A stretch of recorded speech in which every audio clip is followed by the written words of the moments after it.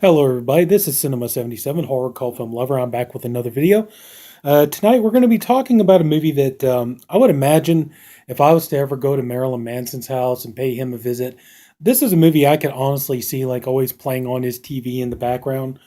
The movie came out in 1988. It's written, directed, edited by Carl Anderson, and the film is called Mondo Weirdo. And this movie, it comes on a double bill with the movie Vampiros Sexos, which we'll get to that later. But we're going to be talking about Mondo Weirdo first of all. This is released by Cult Epics, and apparently this is very limited because, as you can see there, I've got number 916 out of 2000. The movie stars Jessica Franco-Manera, who is actually the daughter of director Jess Franco, the late Jess Franco, and yeah, the movie is actually dedicated to Jess Franco and dedicated to Jean Luc Goddard, and it's a very trippy movie. As a matter of fact, the tagline for this movie is called "A Trip to Paranoia Paradise," and the movie, it starts off, you get a little bit of voiceover narration, and the narrator says that, in this movie, that basically it tells the story of Odile, who's played by Jessica Franco Manera, and that she's kind of, her character is supposed to be sexually closed off. She's supposed to be like really repressed and everything else. And at one point, she encounters two women in a at a concert, and the funny thing is like they're the only two people at this concert, and she encounters them having these two women having lesbian sex, and supposedly it like really blows her mind, and she goes on this kind of really psychedelic, well, not psychedelic, but psychosexual kind of um fantasy kick that she goes on, and she's seeing different things, and her mind keeps playing tricks on her. She's seeing people being killed, and seeing people being killed, and their blood being drank, and everything else. And she believes that the two women that she encounters at this concert are is actually Elizabeth Bathory and Ilona, who actually, we're all horror. If you're a horror fan, you know about the story about Elizabeth Bathory, but what you would find out though is like the character of Alona was actually Elizabeth Bathory's companion in the movie Daughters of Darkness, and so so she goes to this concert, which, like I said, it's in a club. You got the band. It's a model duo. So yeah, I probably mispronounced that, but model duo, something like that. Anyway, so they see she goes to this concert. They're playing on the stage. She sees these two women having lesbian sex, and that's the thing. It's like there is nudity in this movie, there is sex, and honestly, this is X-rated sex. This isn't softcore. It's not simulated or any of that kind of stuff. When you see the people having sex, they're doing it for real, and there is scenes of heterosexual sex, homosexual sex, lesbian sex, everything. So it's all in here, and you do see it. This movie is, it's, you know, one could argue it is pornography. So just depending on how you look at it. So anyway, so she goes into this club and she sees these two having sex, and then she starts to like, well, these two, they get done having sex and they go up and they tell her about, they're telling her stories about Elizabeth Bathory, and what she had done and everything else. And so Odile, she starts, like I said, she starts fantasizing a lot. She starts seeing things, having these kind of like really schizophrenic episodes. She's seeing like people she knows being killed. She sees Alona and Elizabeth Bathory, killing her friends, drinking their blood, things like that. She fantasizes at one point that she goes back to this club, and um, just the only one in there is the guy sweeping the floor, and she sees a book on the floor, so she starts reading it, looking at this book and everything, and then she sees the guy naked, and she starts giving him a blowjob, and then she's like freaked out by the whole thing and stuff. And she's kind of just walking around and kind of in a daze and stuff. And at one point, a van pulls up, and don't really know what's going on too much, but just this van pulls up, and she decides she's going to get in the van with these guys and drive away with them and stuff. Um, and one night, it says there was a car crash. See, the thing is, okay, the thing about this movie, there is no real actual dialogue. There's very, very little. You get just a tiny bit of voiceover narration at the beginning of the movie, just a very tiny bit, kind of giving you an idea what this movie is going to be about and stuff like that. And but there's very, very little dialogue. The majority of the sound you hear in the movie is music from this band, model duo, however you say it. The majority of the sound you hear is their music. It's almost like this movie runs about 67 minutes. So, I mean, literally, this movie could be like a 67-minute music video for this band. That's almost what it comes across as. But anyway, there's like an accident or something that happens, and these two guys, Arthur and Franz, they go to look for help, and they come to the house, and it turns out the house belongs to Elizabeth Bathory and Ilona, and they invite them in, and she tells them that they can have a room for the night, and the way you find this stuff out is like a silent film. It's black and white, but then title cards will show up, and it'll tell you the action, tell you what's going on, and everything else, kind of give you an idea. So basically, this movie, it very much does. It plays like a silent film. So they're given a room, for the night. They go upstairs, and the two of them engage in homosexual sex and things like that. And then you still got Odile. She's still, seeing things, fantasizing about cutting her own wrists and drinking her own blood and things like that. And at one point, she goes to Elizabeth Bathory's house, and there's her and Ilona. Well, there's Elizabeth Bathory, there's Ilona, there's Arthur and Franz, and they're supposed to be having a dinner party and all this stuff. And so they tell Odile to come on in and have dinner with them, which she does, and they're sitting there at the table, and everybody's it's kind of weird and it's trippy and kind of weird, you know, um, schizophrenic stuff going on and everything else. And they're wondering what happened to Franz and Ilona and Elizabeth Bathory, and then we find out they're having sex. They're engaging in a three-way and things like that. And at one point she puts a condom on him, and they're riding him and having sex with him and things like that. And then after they get done having sex, they take straight razor and they start cutting him. They're drinking his blood, things like that. He's bleeding to death. They're killing him, all this other kind of stuff. And at one point, I believe it's Ilona actually stands over him and takes a piss in his mouth. I'm not trying to be gross. I'm just telling you what's in the movie. So so she actually pisses in the guy's mouth and then sits on his face and things like that. And so then Franz, he's pretty much over and done with. So Odile, she gets up and she's, looking around the house, and she's trying to find out what's going on, where everybody go, things like that. And at one point she comes across Elizabeth Bathory, who, she's got like a candlestick, and she blows out the candles and then bonks her on the head with the candlestick.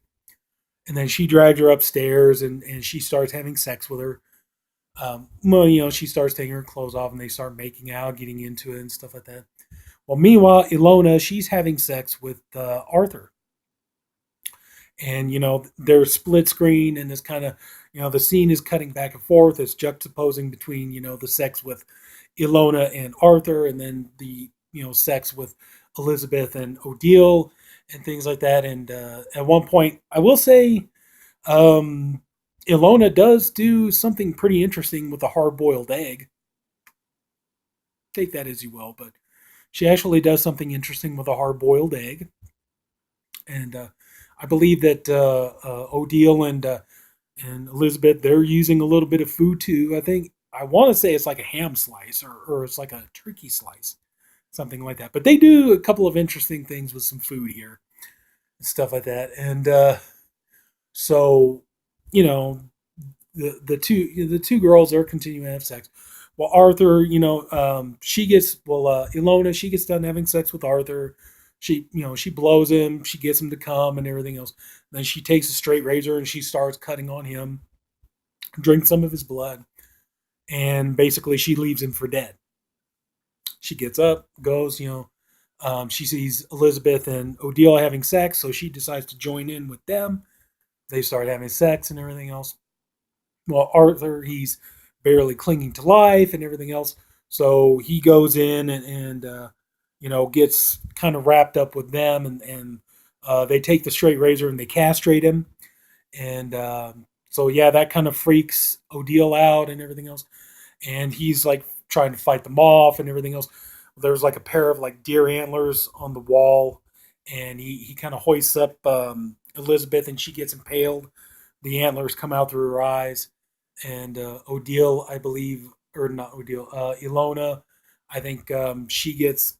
I think he manages to kill her, cut her up with a straight razor or something. I don't really quite remember that part, but anyway, though, yeah, they're all dead, and so Odile is basically the only one left alive, and so she gets up. She sees Arthur's cut off penis, and she basically puts it on his chest, kind of give it back to him. She goes, gets herself cleaned up, gets dressed, she leaves. Then she's kind of out wandering around and everything else. And then the movie kind of, goes back to where it started from. She goes into she goes into this concert where it's the band playing on stage, and you got, these two girls having sex. Are they really Elizabeth Bathory and Ilona? We're not really sure. But, the film ends with Odile coming up, getting undressed, and the three of them start engaging in lesbian sex, and that's pretty much where the movie leaves off. So this movie here, this is definitely an acquired taste. It's not for everybody. Um, this is a kind of movie I think would definitely split people right down the middle. There are going to be people out there who are going to, they're going to want to see this. They're going to think it's wow, it's really pushing the envelope and stuff like that. It's like there is nudity, there is hardcore sex in the movie. For me personally, I have to admit I was a little bit underwhelmed by it. I mean, it's like it's sleazy, but it didn't particularly for me. It's like it's sleazy, but it didn't feel sleazy enough. It's deplorable, but it didn't feel deplorable enough. I mean, like I said, it would be kind of an interesting thing to play. But you're going to have people who are going to look at this. Like I said, the movie is shot in black and white. It's very much played as like a silent film. The majority of the sound you hear is, the music from the band Model Duo. I'm sorry, I know I'm butchering the name, but I don't know how to pronounce it just right. But that's pretty much the sound you hear is the music from this band. Like I said, it's shot like a silent film. It's put together like a silent film. Instead of actual dialogue, you get like title cards, using dialogue and description, things like that. Um, you know, so yeah, there are people who are going to look at this and say, there are going to be people, wow, this movie is really great, and it's really, it's really out there and trippy, and it's really pushing the envelope and really just kind of like blowing you away and stuff like that. And then there are going to be people who are going to look at this like, my God, what pretentious bullshit. Oh my God, this is so artsy fartsy, you know, um, kind of like this is so low budget, like pretentious film student kind of stuff and everything else. So I mean, like I said, it's just depends on your taste in film. So if you do like the movies of Jess Franco and Jean Luc Goddard, you might like this. Like I said, it's head trippy. It's got some schizophrenic imagery and things like that in it. If you're going into this hoping you're going to see a lot of hardcore sex, you do see some, but it's if you're hoping like this is going to be full out like triple X, kind of, sort of, not really. It's not really as exciting as you hoped it would be, or at least that's the way I felt about it. But So yeah, I mean, if you could come across this, like I said, it's pretty limited. I got 916 out of 2000. It may still be available, it may not be available, but curiosity's sake, I would say, give it a shot. If you like vampire films and you want to try to go for something a little bit more extreme, you're like, okay, yeah, vampire movies I love, like From Dusk Till Dawn, Lost Boys, Fright Night, Salem's Lot, what have you. But you want to try to start looking out, kind of expand your horizons as far as vampire movies go, and you want to try to start getting more extreme titles and kind of branch out. And you're not afraid of sex. If you're kind of very sensitive and insecure about that sort of thing, and you're not particularly like mature, about movies with strong sexual matter and stuff like that, then yeah, you're not gonna like this. But like I said, if you want something that really is kind of like you're wanting to get into more kind of extreme territory with your vampire movies and stuff, I would still say, yeah, it's one to pick up for your collection and stuff, and give it a check out. And um, you know, the vampires are not really traditional vampires in the sense that, they don't, there are a couple of scenes where you see, people being bit, but it's more like usually whenever the vampires want to get blood from somebody, they usually always end up, using a straight razor and cut them, and they drink the blood that way. So, yeah, so it's something to look at, but like I said, this is like I said before, this is the kind of movie I would expect. Like if you went over to Marilyn Manson's house and walked into his living room, I totally see he would have this like playing on the TV in the background all the time, and with the music and in the imagery and things like that and stuff. So if you're goth or you're into vamps and all this other kind of stuff, you really want something to kind of really have on in the background, for like a party, with your vampire or goth friends or whatever else, it's definitely good for that. So if you want to use it for that, but yes, I mean, I didn't mind it. It just, like I said, it just kind of didn't. It wasn't as extreme as I thought it was going to be. I think that's probably my fault anyway. But that's kind of something I've been trying to look for in terms of I mean, we have movies coming out nowadays. They're always pushing the boundaries. They're always trying to be more explicit in terms of violence, in terms of gore, in terms of special effects, in terms of how much to push the envelope as far as like, decency and morality in horror films and stuff like that. They're trying to be more brutal, more in your face, more extreme and stuff like that.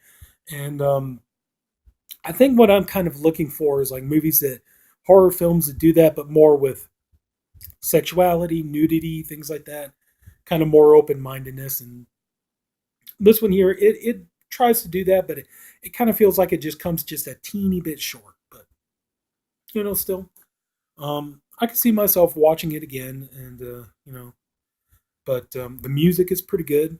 So I got the CD here on my Blu-ray here. So yeah, I'd probably take that and load that up. I need to put that on my laptop and my phone and my tablet so I have it to listen to. But so yeah, I say if you come across this, if you can get it for a good price, and like I said, if you want, you want to try to start finding more extreme vampire movies, not like I said, not so much in terms of gore and blood and brutality and special effects and things like that, but more in terms of sexuality and things like that. Then yeah, this would be something to pick up. So I think that's about it. Yeah, I think we pretty much talked about that. Like I said, there's a bonus feature on here, Vampiros Sexos. We'll get to that one later. There's a short film on here. What's so dirty about it? It runs about 9 minutes long, and I'm going to be honest with you, it's like little flashes of images from both of these movies, Mondo Weirdo and Vampiros Sexos. And I don't really recommend watching that 9 minute short because it almost feels like something that could trigger like seizures or something like that. It's kind of very grating to watch and everything else. One thing I would say that is kind of a real problem with this movie though is the fact that there's an introduction by Erwin Leder, and he talks about the filmmaker Carl Anderson saying that one problem, or well, not a problem, but he said that Anderson, even though he's credited with creating the story and writing the script and things like that, he said that he didn't really like write a script. That basically he just kind of jotted down an outline, and everything was just kind of improvised with camera and stuff. And you know, um, some movies might be able to work when you use that approach. This one here, I really do think it could have really benefited from. I mean, that's the thing. A lot of film students, they'll tell you even after one semester of film school, they'll tell you, like a screenplay, you don't have to, you write a screenplay, you don't have to sit there and follow it meticulously to the letter, but the screenplay is meant to be a blueprint to how you're going to do the film, how it's going to be shot and put together, and where to get the actors in terms of performance at certain areas of the film and things like that. And there are moments in here where you could tell the performances are off. You could kind of see some shots of some of the actors like trying to like figure out what they're doing, what they're gonna do, trying to think about like, well, what will my character do at this point, and things like that. And you see kind of a lot of walking around, a kind of a lot of just kind of like, what do I do now? There is a bit of that. So like I said, if your director kind of knows where he's going to go with the story and knows what kind of film he's trying to make, then yeah, I could, you could do that approach and it could work. But here, I really do think this movie, like I said, I think Anderson should have written a screenplay, and they could have just used it. They didn't have to follow it to the letter, but they could have written a screenplay and used it as a blueprint. And I think it would have really helped this movie in terms of pacing, in terms of keeping it interesting and things like that. But anyway, though, that's about it. Yeah, I think I've talked about this long enough. But I would say, yeah, just curiosity. If you get it, check it out. Anyway, that's it. Um, if anybody took the time to watch this video, I thank you for doing it, and I appreciate you for doing it. I really hope you enjoyed this video. If you did, I hope you please like and subscribe. Plan to do many more videos here in the future. I got another shelf video coming up on Friday. Hopefully another haul video either Friday or Saturday. There's going to be more reviews. I got more of the top 10 sexy favorite picks coming up. So yeah, hopefully everything worked out.